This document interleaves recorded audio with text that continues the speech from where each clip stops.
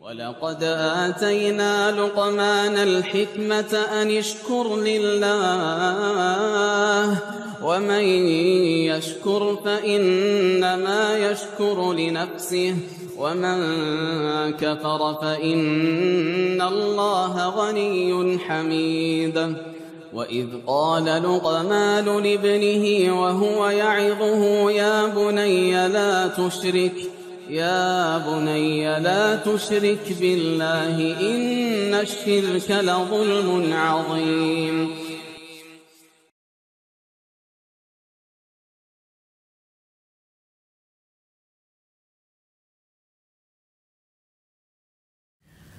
Assalamualaikum warahmatullahi wabarakatuh. Innal hamdalillah nahmaduhu wa nasta'inuhu wa nastaghfiruh wa na'udzu billahi min shururi anfusina wa sayyiati a'malina. May yahdihillahu fala mudilla lahu wa may yudlil fala hadiya lahu.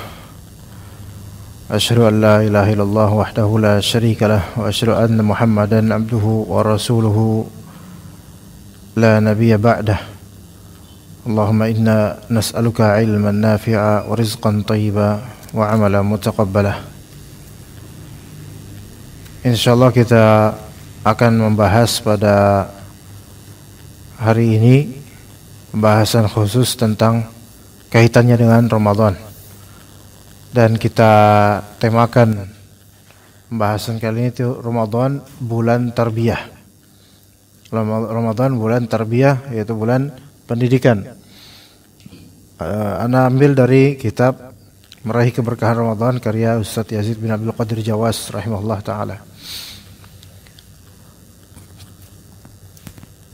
Nanti bisa tolong ambil HP di jaket. Di jaket di bagian bukan saku dalam. Ya.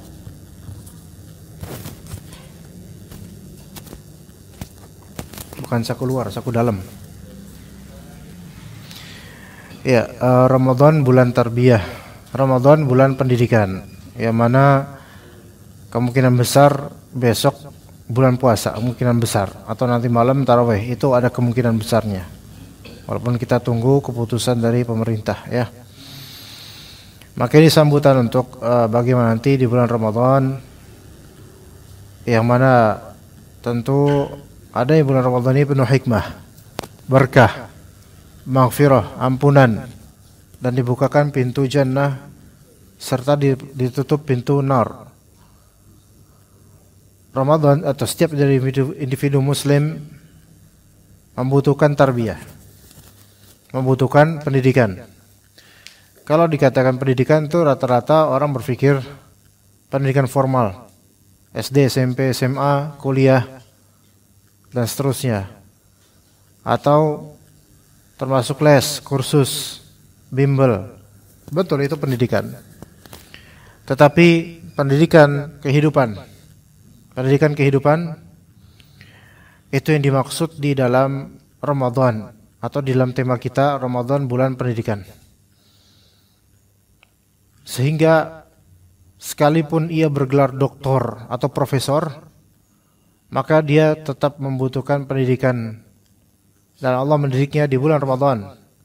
Sekalipun ia orang berusia 70 tahun yang sudah senior dalam memandang kehidupan, maka tetap butuh pendidikan dalam Ramadan. Allah Ta'ala mendidiknya, menggemblengnya. Jadi semua manusia membutuhkan pendidikan religius, baik kita ataupun siapapun, ya.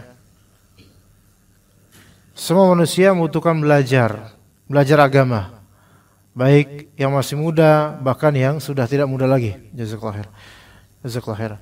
Bahkan walaupun dia sudah bergelar profesor di bidang agama, maka tetap harus terus belajar. Baik, kita akan bahas di kitab ini ada 12 poin pendidikan di bulan Ramadan. 12 poin pendidikan di bulan Ramadan. Pertama, pendidikan untuk totalitas dalam ketaatan. Totalitas, apa itu totalitas? Ya, totalitas yaitu melakukan perintah dan menjauhi larangan tanpa terlebih dulu mencari-cari hikmah dari perintah atau larangan tersebut. Tanpa terlebih dahulu mencari-cari sebab kenapa kok dilarang, kenapa diperintah. Enggak, langsung aja. Kayak misal atasan antum memerintahkan antum, tolong tempel ini. Enggak perlu nanya, apaan tuh Pak? Enggak perlu nanya, langsung tempel. Tempelkan ini di mading kantor. Kenapa kok di mading Pak? Enggak di pos satpam. Nah, ini berarti enggak totalitas, masih bertanya-tanya. Kalau totalitas itu apa yang disuruh langsung, bahasa kita sekarang gercep, gerak cepat. Ya, makanya totalitas. Seseorang ketika dia berpuasa, maka hendaklah dia melakukannya secara totalitas. Enggak usah mikirin, aduh nanti lapar, nanti saya kurus, nanti saya gini dan seterusnya. Lakuin aja langsung. Itu totalitas. Dahulu kita disuruh sama orang-orang tua kita, misal untuk beli sesuatu di warung. Nah, seperti minyak tanah, beli beras di warung. Kalau masih nanya, ada kembaliannya enggak Bu? Nah, nanti kembaliannya berapa? Minta duit dong Bu. Masih ada kayak gitu berarti belum totalitas. Totalitas adalah, tong, nih beliin air, beliin minyak tanah seliter, atau dulu minyak tanah, sekarang buka gas, ya kan? Dulu minyak tanah. Itu enggak nanya langsung. Oh, siap Bu, langsung. Ya. Siapa yang ngalamin gitu? Yang enggak ngalamin siapa coba? Enggak ngalamin ya? Ya kan? Enggak ngalamin beli minyak tanah dari seorang orang tua, enggak. Bisa ngalamin disuruh beli minyak tanah, ngalamin. Pakai dirigen. Dirigen apa dirigen? Dirigen. Terus lututnya kopong enggak kena dirigen itu? Kan biasanya kan ketendang-tendang tuh. Ya kan? Nah, jadi totalitas, itu totalitas namanya. Nah, dalam tentang Ramadan ini Rasulullah SAW bersabda, wa yunadi munadin, ada yang berseru, ya baghiyal khairi aqbil wa ya baghiyasy syarri aqsir. Wahai para pencari kebaikan, sambutlah bulan Ramadan. Wahai pencari keburukan, kurangilah keburukan tersebut, atau berhenti dari keburukan tersebut ketika di bulan Ramadan. Ya. Maka kalau ini menjelang Ramadan, enggak ada resepnya sama sekali, sebanyak banyak orang sekarang enggak ada resepnya sama sekali. Dan enggak ngerasa bahwa bentar lagi Ramadan. Maka berhentilah dari maksiat. Karena kebanyakan maksiat. Kenapa orang sekarang itu enggak resep dengan momentum-momentum yang terbaik? Kenapa gitu? Karena kebanyakan maksiat, kebanyakan kelalaian. Aksir, berhentilah. Kurangilah. Kata Nabi SAW, walillahi utaqa'u minan nari wa dzalika kulla lailah. Dan Allah memiliki orang-orang yang dibebaskan dari neraka, dan itu pada setiap malam. Ini menunjukkan kita hendaknya di Ramadan, terutama siang atau malam, itu beramal saleh. Maka barangkali Allah Ta'ala memurahkan rahmat ketika itu untuk kita dengan amal saleh tersebut, sehingga Allah menerimanya dan membebaskan kita dari yang tadinya terancam masuk neraka. Itu sangat mungkin di bulan Ramadan. Antum jangan mikir bahwasanya usia antum pasti lama, dan kita nggak tahu usia, ikhwan. Kita nggak tahu usia. Jangan merasa karena masih muda, masih jauh perjalanan. Antum nggak tahu seberapa jauh perjalanan kita masing-masing. Nggak tahu seberapa dekat kita dengan kematian, nggak tahu. Maka totalitas di bulan Ramadan ini, antum cari nafkah. Beramal, dan cari nafkah adalah amal. Namun hati-hati di sini totalitas dalam melakukan amal saleh di bulan Ramadan, termasuk bekerja, dan jangan menjadi seorang mutafif, yaitu alladzina idza iktalu 'alan nasi yastawfun wa idza kaluhum aw wazanuhum yukhsirun. Mutafif adalah orang yang terancam neraka. Yaitu siapa? Yaitu orang yang ketika dia membeli, ya, menjadi konsumen, itu menuntut haknya maksimal. Jangan sampai haknya dikurangin. Ya, jadi ketika jadi konsumen itu totalitas banget untuk menuntut haknya. Ya, itu tolong dibuka peci topinya. Topinya Pak. Dibuka Pak topinya. Nah, kemudian wa idza kaluhum aw wazanuhum yukhsirun. Nah, tapi ketika dia menjadi pedagang, malah justru dia merugikan konsumennya. Artinya gini loh, kalau dikiaskan dengan para pegawai, perusahaan yang antum bekerja padanya ini kan perusahaan yang diakui negara, artinya sudah terdaftar, peraturan-peraturan undang-undang itu berlaku di perusahaan antum. Dan ada undang-undang berkaitan dengan THR, ya enggak? THR, tunjangan hari raya, ya kan? Ya nggak tahu kalau misalnya di perusahaan antum berapa, nggak tahu. Kira-kira nih, kalau misalnya perusahaan antum tidak mengatakan kami maaf untuk lebaran kali ini kami tidak akan memberikan THR, kira-kira antum ridho atau enggak? Tidak memberikan THR atau dipotong THR-nya setengah daripada bilangan yang sewajarnya, dipotong setengah dipotong, enggak semuanya, enggak full, mau enggak? Separuhnya buat Ustadz. Enggak, anak survei aja, kalau misalnya antum mau, alhamdulillah anak ajukan nih nanti. Nah, nggak mau. Oke, kalau nggak mau dipotong, ya, dengan nominal yang wajar, berarti kan antum pengen supaya hak antum ditunaikan. Tapi ketika Ramadan nanti, ini anak ingetin buat antum semua, ya, kalau Ramadan nanti antum bekerja dengan malas, alasannya puasa, terus banyak tidur, lembet, enggak maksimal, enggak totalitas, maka antum terancam azab neraka tuh. Karena apa? Antum nuntut untuk ditunaikan hak antum, tapi hak perusahaan tidak antum tunaikan. Hati-hati ini supaya harta antum berkah. Kan antum nanti pulang kampung, pengen enggak antum nyuapin anak antum atau istri antum atau memberi ke orang tua antum harta yang berkah, pengen kan? Ya udah, totalitas dan maksimal, jangan kayak dulu-dulu. Anda nggak tahu kalau antum insya Allah antum soleh, kalau misalnya bekerja sih soleh, nggak di sana di kantor lain di daerah mana, Rusia bagian selatan, ya itu pas bulan Ramadan malas-malasan, ya. Jadi enggak, Ramadan walaupun betul ngantuk, tapi berjuang betul-betul, disitulah ujian antum. Makanya dapat THR, kenapa? Berjuang antum di Ramadan, ya supaya berkah itu THR-nya. Kalau antum ternyata berkhianat, malas-malasan, itu gaji antum sebagian enggak berkah. Makanya cepat habis dalam kesia-siaan dan tanpa pahala antum habisin THR antum nanti. Ingat pesan Anda, ya buat adik Anda juga antum. Kalau Anda memang tidak bekerja sebagai pegawai atau karyawan atau pengusaha, tapi untuk para karyawan di mana-mana di kantor itu banyak sekali mereka di bulan Ramadan itu memperlihatkan dengan sengaja kemalasan yang berlebih. Bahkan kalau udah masuk jam 1 harus masuk, dia masih tiduran di masjid sampai jam 1:30, bahkan jam 2 dengan alasan maklumlah saya lagi puasa. Semua lagi puasa, bukan ente doang, ya semua lagi puasa. Nggak boleh berkhianat seperti ini, ya. Dan perusahaan itu berhak untuk memotong gaji orang yang seperti ini, berhak, ya. Maka nggak boleh. Atau yang kerja di depan komputer kemudian pakai kacamata hitam terus kayak gini belakang gini padahal tidur, itu nggak boleh, ya. Nggak boleh seperti itu, menipu, manipulasi atau belagak pilon dan seterusnya. Enggak, semua Allah Ta'ala tahu semua yang kita perbuat. Kerja ya kerja sesuai SOP, ya gaji dapat, THR dapat, berkah insyaallah, ya begitu. Supaya nanti antum bisa berkah keluarga antum dengan nafkah antum yang masya Allah mulia itu, ya.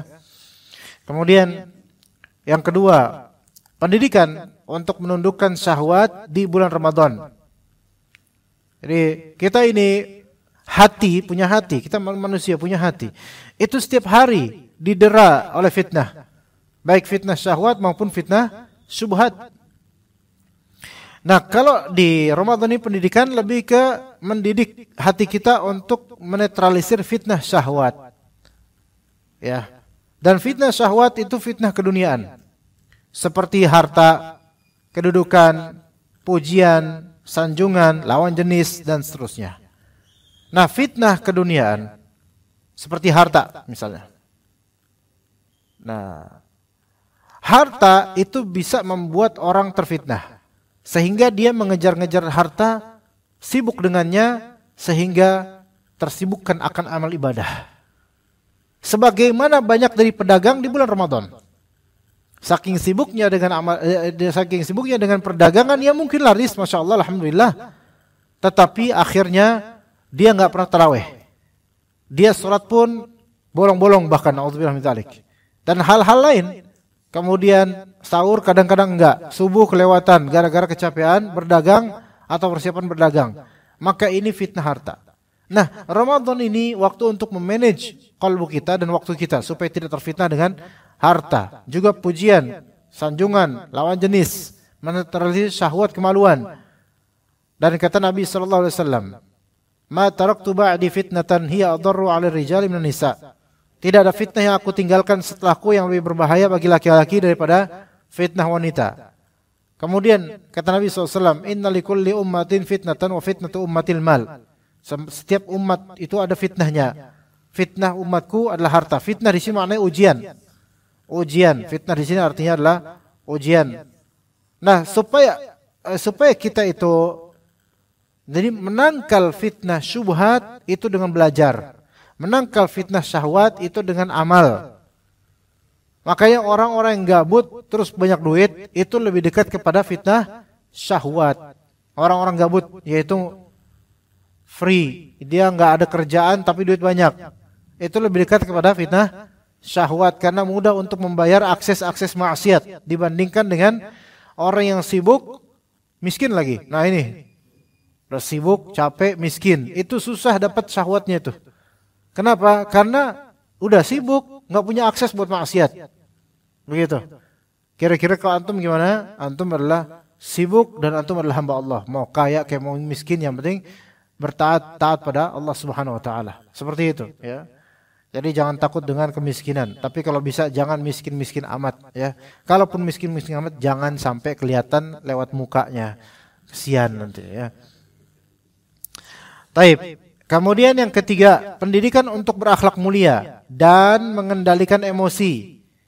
Puasa itu di bulan Ramadan bisa menjadi pendidikan tarbiyah untuk kita berakhlak mulia. Berhias dengan akhlak dan adab yang baik. Mengendalikan emosi. Dari mana? Di sini kita lihat. Nabi SAW ketika ditanya tentang perkara yang paling banyak menyebabkan manusia masuk neraka, maka beliau menjawab, al-fam wal farj. Yaitu mulut dan kemaluan. Itu yang paling banyak bikin orang masuk neraka. Karena akhlak di mulut, akhlak tentang kemaluan, maka ini yang banyak sekarang diekspos. Akhlak tentang mulut misalnya. Podcast-podcast yang tidak beradab, biadab, ya.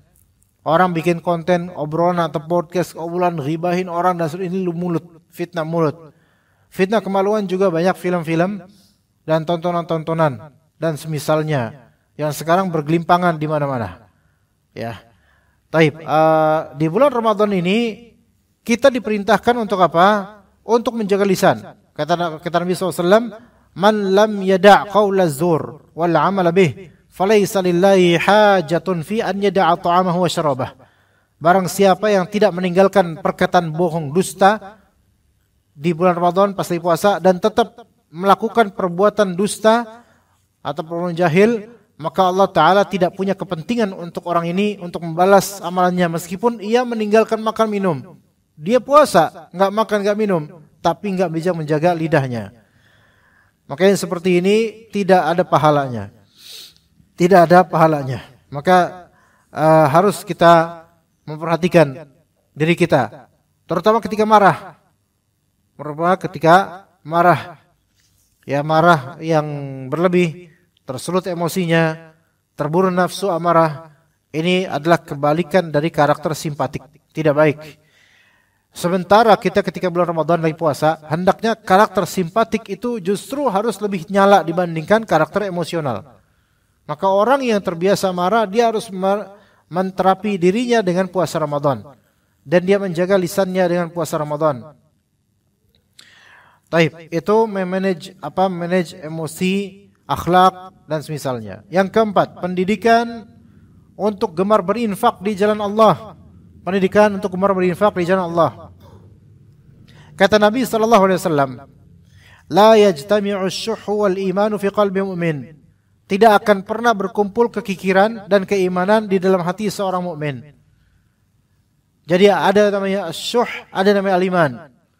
Syuh itu adalah kikir menimbun harta, ya, mengumpulkan harta demi kepentingan pribadi belaka.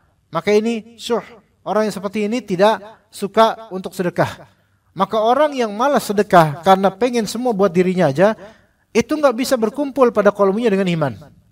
Nggak bisa. Ini orang kemaruk.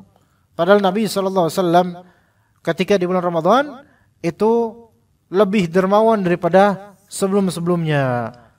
Sebelum Ramadan Rasulullah SAW sangat dermawan. Tapi ketika Ramadan beliau lebih dermawan lagi.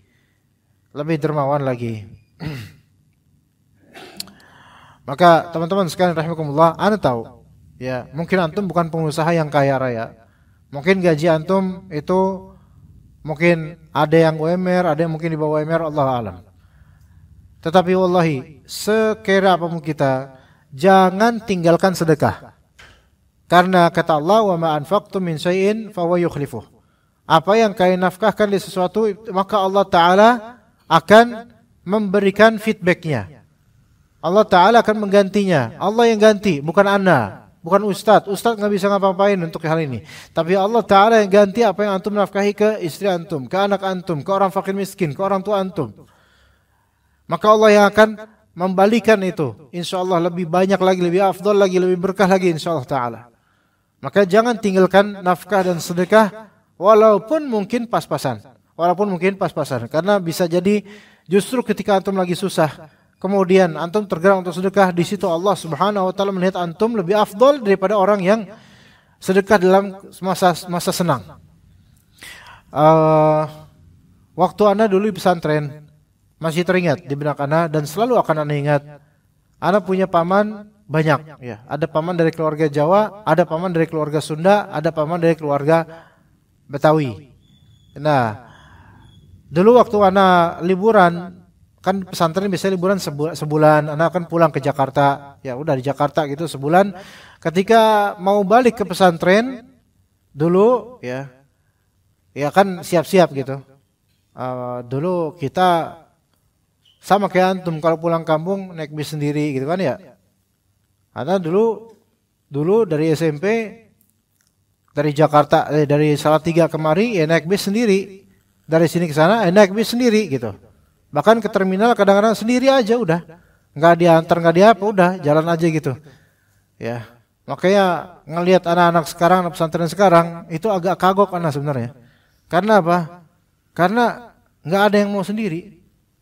Harus dianterin orang tuanya atau rame-rame, enggak bisa sendiri, subhanallah. Ya mungkin memang mudah bukan zamannya ya. Ya enggak? Antum Gen Z bukan? Bukan. Nama antum siapa nama antum? Oh Edi, bukan Gen Z ya. Ya anak sekarang SMP, SMA misalnya. Coba dia yang teman-teman di kampung dulu waktu sekolah jalan kaki enggak ke jalan kaki atau sepeda? Ha? Sepeda. Seenggaknya enggak diantar kan? Enggak diantar. Ada yang sampai nyebrang sungai ya, terus nyemplung gitu terus enggak balik-balik. Kasihan banget. Mentalnya memang beda mungkin ya. Wallahu alam. Dan juga mungkin tingkat kejahatan sekarang kan jauh lebih banyak daripada dulu ya. Nah dulu ketika Anda mau pulang, mau balik ke pesantren, maka beberapa paman nitip duit. Nah biasa gitu dikasih duit ya. Berapa. Paman ini ngasih sekian, ada paman yang ngasihnya paling dikit banget. Ya. Kemudian saya bilang ke orang tua, ke ayah gitu, ini Lek Fulan, ya paman yang Jawa, Lek Fulan ini ngasih paling dikit ya gitu. Wah, jangan ngomong kayak gitu. Justru boleh jadi pahalanya beliau itu malah lebih banyak daripada yang ngasih kamu lebih banyak. Loh kok kenapa kok bisa gitu? Karena dia lagi sulit sekarang. Masih mau sedekah aja, mau ngasih kamu sangon aja itu udah alhamdulillah pahalanya gede buat dia. Kalau lek yang lain, Pak Le yang lain itu lagi dalam keadaan baik ekonominya, makanya ngasihnya lebih gede. Pak Le yang ini lagi sulit ekonominya, ngasih aja udah bagus gitu loh.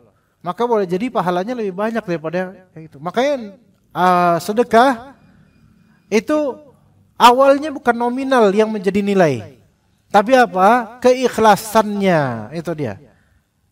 Dan melawan rasa kikir dan melawan rasa keberatannya, itu dia yang value-nya lebih tinggi daripada mungkin nominal. Karena nominal bagi orang kaya kadang-kadang nih, orang kaya misal Elon Musk ngasih antum 50.000 rupiah. Mungkin enggak? Elon Musk, tahu Elon Musk? Ngasih antum 50.000 rupiah, mungkin enggak? Tidak mungkin dari dua sisi. Satu, emang antum siapa? Gitu loh. Itu satu. Muslim kan, Muslim. Kita lebih aziz, lebih hebat daripada. Tapi enggak kenal dia. Kedua, orang kayak gitu, ngasih itu enggak 50.000, ngasih itu virtual dan juga gepokan main duitnya. Masa 50.000? Orang sekaya itu ngasih 50.000 itu penghinaan gitu loh. Nah, berarti 50.000 itu gede loh. Antum aja kalau anak sekarang kasih 50.000 insya Allah mau. Walaupun anak gak mau ngasih. Ya kan? 50.000 gede. Oke, misalnya Elon Musk ngasih 5 juta. 5 juta ngasih ke antum, accidentally gitu, aksiden. Mungkin ketika antum berpasangan sama dia, terus dia jatuh, terus antum selamatin, nah misalnya gitu. Nah terus dia udah buat antum 5 juta akhi, kata dia. Elon Musk ngomong kayak gitu. Akhi lagi ngomongnya. Jadi salafi dia. Nah terus habis itu kira-kira berkurang banyak gak harta dia? Enggak. Dia ngerasa gak kayak 5 juta gitu? Enggak ngerasa 5 juta bagi dia itu apaan? Kayak ada kutu kecil lewat di rambut tangannya gitu. Enggak ada rasanya 5 juta bagi dia. Tapi ada kemudian seseorang, dia punya duit tabungan 6 juta, udah 6 jutanya itu doang. Terus antum betul-betul butuh buat kesehatan buat ini, antum bingung nyari pinjaman ini. Maka kemudian mau gak mau antum pinjam sama dia. Akhi ada gak 5 juta anak pinjam dulu akhi. Tolong anak, benar-benar lagi butuh, kepepet banget, nanti anak bayar cicil 500 per bulan. Dia berat karena tinggal segitu-gitu doang. Ya udah, saya pinjemin. Bisa jadi pahala ini orang lebih besar daripada pahalanya Elon Musk. Bahkan Elon Musk nggak punya pahala. Kenapa nggak punya pahala? Karena kafir. Gitu. Makanya ketika antum dikasih sama dia 5 juta, antum bilang, ini 5 juta nggak ada nilainya loh di akhirat. Gitu. Masuk Islam dulu biar dapat pahala. Gitu. Antum dawahin. Pilih mana Elon Musk? Anda balikin nih duit atau ente masuk Islam? Dia bilang, what are you talking about? I don't understand. Ya gitu. Taib. Jadi banyak sedekah di bulan Ramadan, walaupun mungkin harta antum gak seberapa. Ada seorang alim di kalangan lampau, di kalangan ulama dulu, yang dia itu mengumpulkan bawang dan dia pengen setiap harinya sedekah walaupun cuma seuprit bawang doang. Jadi dia ngumpulin punya bawang, dia pengen sedekah, yang penting sedekah setiap hari. Maka melatih sedekah setiap hari itu melatih sisi simpatik pada orang, mudahnya tersentuh dan terenyuh pada orang. Tapi kalau misalnya kita enggak melatih dia untuk sedekah setiap hari, maka tersentuhnya kurang, kadang-kadang kurang.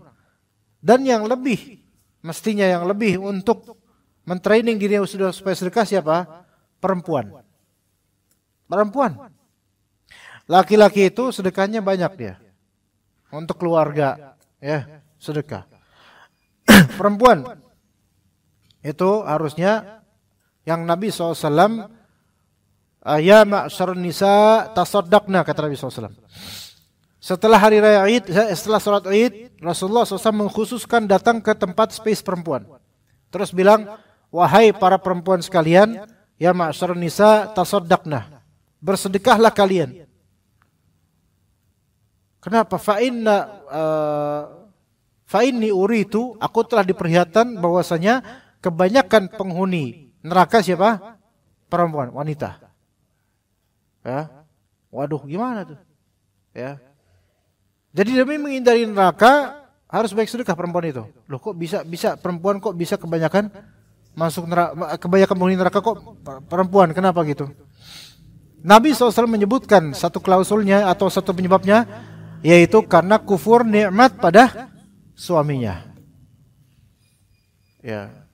Kalau antum gak ngerasain istri antum kayak gitu, alhamdulillah. Ya. Tapi perempuan tabiat watak memang udah menjadi wataknya itu sangat mudah untuk kufur nikmat.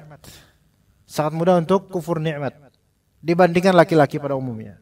Walaupun laki-laki juga ada yang kufur nikmat jelas, tapi perempuan lebih mudah terpancing untuk kufur nikmat karena perempuan itu lebih bisa menahan untuk mengatakan cinta dan kesulitan untuk menahan mengatakan benci. Kita perempuan. Ngerti nggak Pak? Kawan. Adapun laki-laki gampang mengatakan cinta dan agak susah untuk mengungkapkan kebencian. Ngerti nggak? Antum kayak teman anak ada gimana? Namanya Iqbal Nur Muhammad, orang Cilacap. Antum mana? Jauh sih. Bismillah.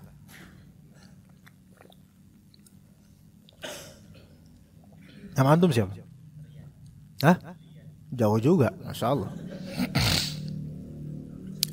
Antum ustad bukan? Tapi dia ustad, jauh juga ini. Oke,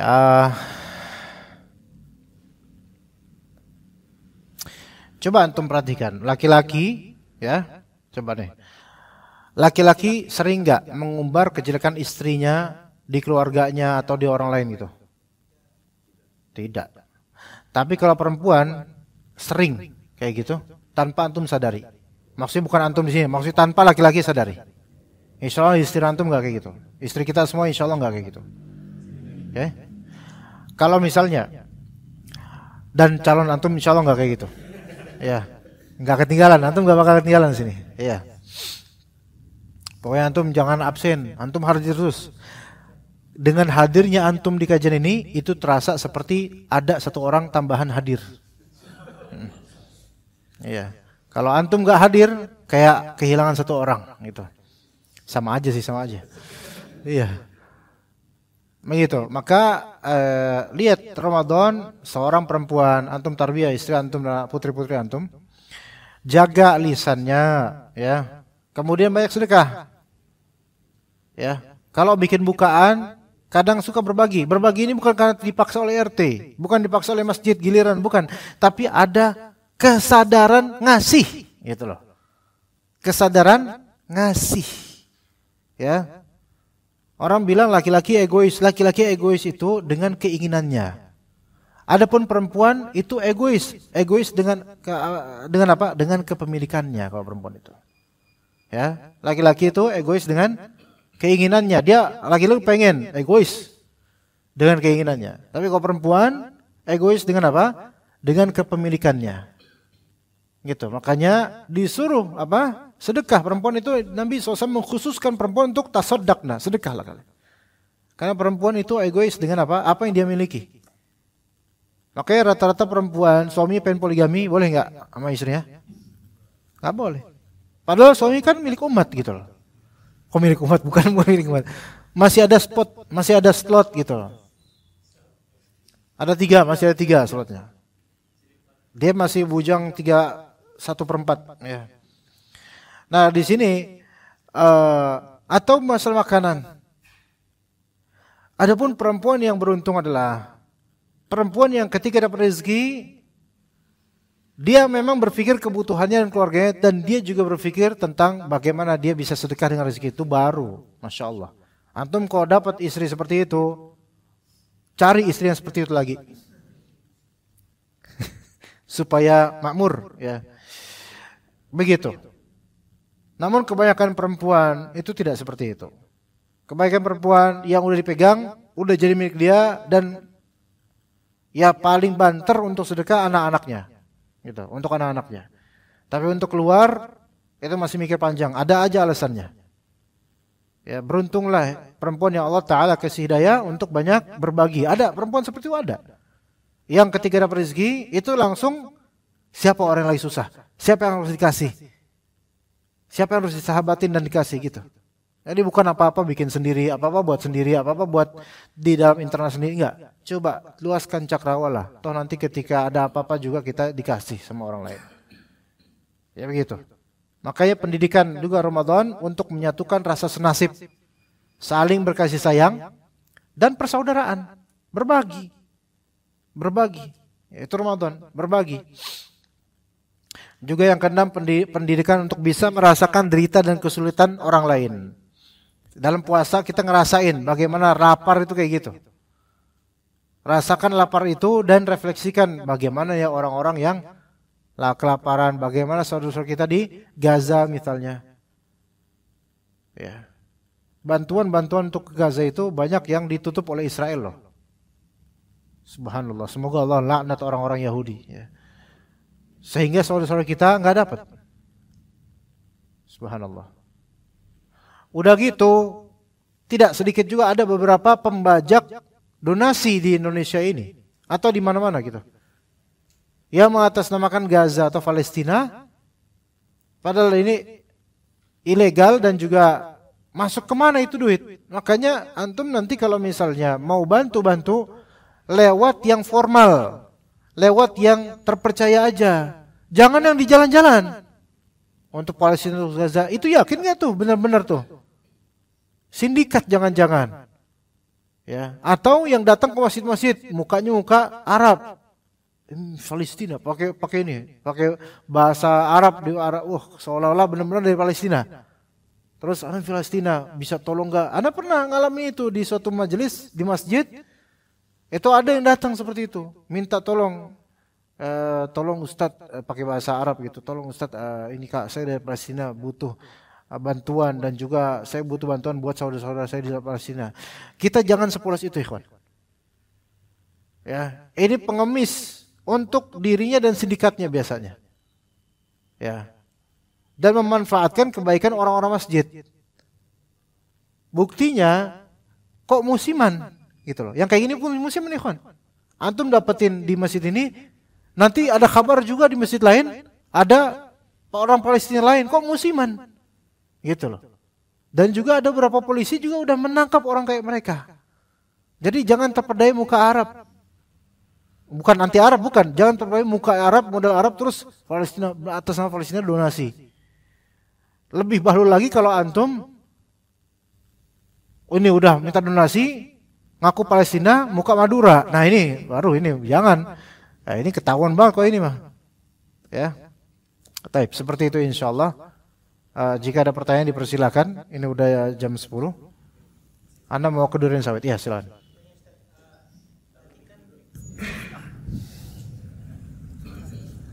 Ini Ustaz, biasanya kan kalau kayak di warung-warung atau di tempat umum kan ada kayak pengamen ya. Pengamen itu kan dia main musik untuk kayak kadang kayak minta dan lain-lainnya. Tidak itu, boleh. Kalau kita ngasih itu sedekah atau apa?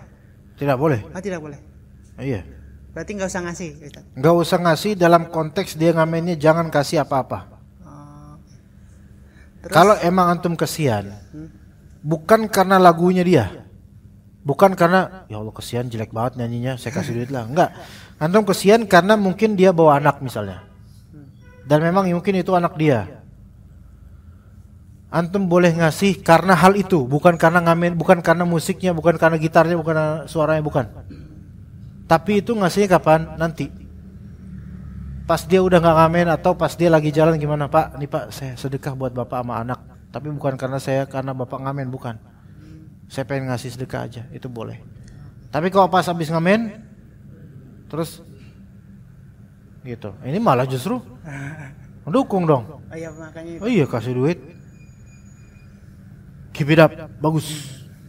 Ini malah justru ya nggak boleh, gitu ya. Ya, sama satu lagi Ustaz, terkait tadi istri sama suami, kalau seandainya sedekah, apakah itu masing-masing atau bisa kayak kita bareng-bareng sedekah gitu, atau harus sendiri-sendiri kayak yang tadi Ustaz bilang istri juga ibaratnya sedekah sendiri perempuan gitu. Apakah suami kalau sedekah istrinya nggak dapat pahala sedekahnya atau bagaimana? Enggak dong, kan suami doang yang sedekah. Oh. Iya, kok dia dapat pahala orang kita yang sedekah. Kan duit-duit kita kan? Iya. Belum punya istri ya? Oh, belum. Belum ngerasain ya? Belum. Gini. Istri gini. Ada istri yang punya penghasilan pribadi. Ada istri yang punya harta pribadi warisan atau apa gitu, tabungan. Ada istri yang gak punya apa-apa. Nah, antum pilih mau yang tiga ini, mau yang mana nih? Pilih aja ceritanya. Pilihan susah. Pilihannya susah. Emang cocoknya gitu sih sama antum sih. Nah, pilih yang susah. Ana tadi nggak ngomong susah loh. Ana bilang nggak punya apa-apa. Oh iya. Itu yang Ana pilih. Ayo tengah-tengah aja Ustaz. Enggak, antum ngeliat dia apa ini ada ipar calon kakak ipar atau gimana katanya? Bukan. Antum punya adik perempuan? Bukan. Hah? Satu sih sama malah. Sesama single. Anak kaget ngeliat antum single masih. Tapi Ana lebih kaget ngeliat antum masih single. Antum kumis tebel single, subhanallah lah kalau kita bilang. Ayo cepet nikah. Menang kumis doang antum. Gini, cepet nikah. Mudah-mudahan Allah mudahkan antum nikah. Amin. Kalau istri antum gak punya apa-apa dan antum ada kelebihan harta, antum kasih dia duit pribadi, mungkin duit belanja, dan kalau ada sisa belanja dia manage buat dia nggak apa-apa. Di situ dia kemudian sedekah, nggak banyak nggak apa-apa, sedekah 50.000 atau 30.000, 20.000, terserah dia gitu loh.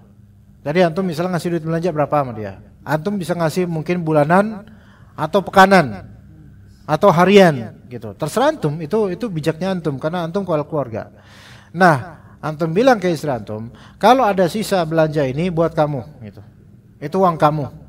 Kamu mau belanja kamu belanja buat kebutuhan rumah tangga, terserah apa gimana, mau diirit juga boleh, yang penting mencukupi semuanya. Kalau ada sisa ya buat kamu udah pribadi. Nah, nanti kan dia punya harta pribadi itu. Terus dia sedekah dengan itu baru sedekah dia, apa maksudnya pahala buat dia. Apakah antum dapat pahala sedekah itu? Wallahu alam, sebenarnya enggak, karena uangnya udah uang dia. Kecuali kalau antum misalnya ngasih dia, nih ada per bulan 3 juta misalnya, tapi 500.000 kamu sedekahin ya. Nah ini kan antum dapat. Kok senyum antum kayak Ana takut dengan senyuman antum. Nah 500.000 kamu sedekahin ya, 2,5 jutanya buat kebutuhan dan buat kamu gitu. Dapat nggak suami? Dapat, karena suami yang memerintahkan dengan uang itu. Gitu caranya. Ya, bisa bulanan, bisa pekanan, bisa. Gitu. Nanti kalau kurang, tell me. Gitu. Tell me bahasa Indonesia. Tell me banget sih lo kalau kurang. Tell me, telat mikir. Ya. Gitu ya. Oke, terima kasih Ustaz. Sama-sama. Kalau misalnya dia punya tabungan pribadi, dia sedekah pakai itu, yaitu pahala dia pribadi. Antum nggak ada, kecuali kalau antum yang nunjukin atau yang nasihatin, maka antum dapat pahala karena antum menyebarkan ilmu di sini dan faedah. Begitu. Oke. Kita mungkin cukup sampai sini ya. Karena ada khutbah nanti di daerah Duren Sawit, kita cukup sampai sini aja. Barakallahu fikum jami'an wa sallallahu ala nabiyina Muhammad wa ala alihi wa sahbihi ajma'in. Subhanakallahumma bihamdika asyhadu an la ilaha illa anta astaghfiruka wa atubu ilaik. Assalamualaikum warahmatullahi wabarakatuh.